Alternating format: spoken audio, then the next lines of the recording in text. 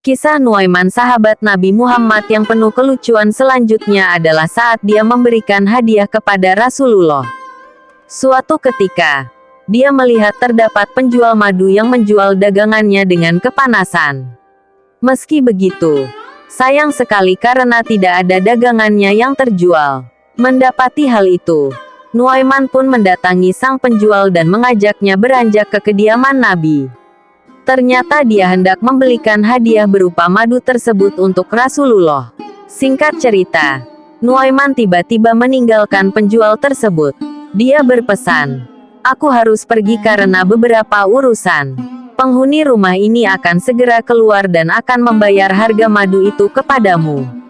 Sang penjual lantas mengetuk kediaman Rasulullah dan memberikan madu yang dijualnya pada beliau.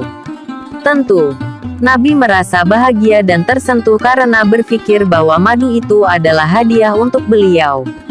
Hingga Rasulullah pun kemudian membagikan madu itu pada para sahabat. Di saat itulah, sang penjual madu berkata pada Rasulullah, "Ya Rasul, bayarlah madu tersebut." Walaupun terkejut, dengan cepat beliau memahami situasi yang terjadi. Sembari menggeleng-gelengkan kepalanya beliau berujar, "Pasti ini perbuatan Nuaiman."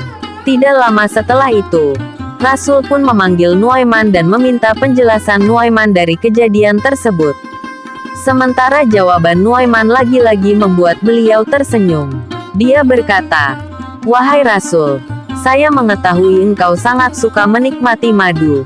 Tetapi aku tidak memiliki uang untuk membeli dan menghadiahkan kepadamu."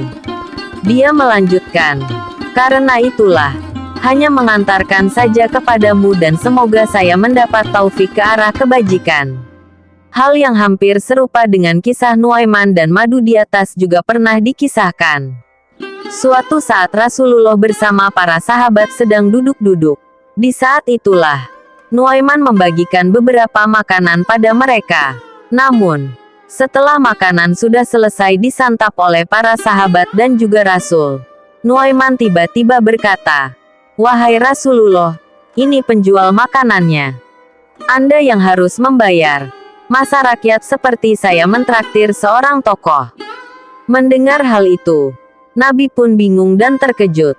Tetapi beliau dengan cepat memaklumi tingkah Nuaiman itu dan akhirnya mengajak para sahabat yang lain untuk ikut membayar makanan yang telah mereka santap tadi.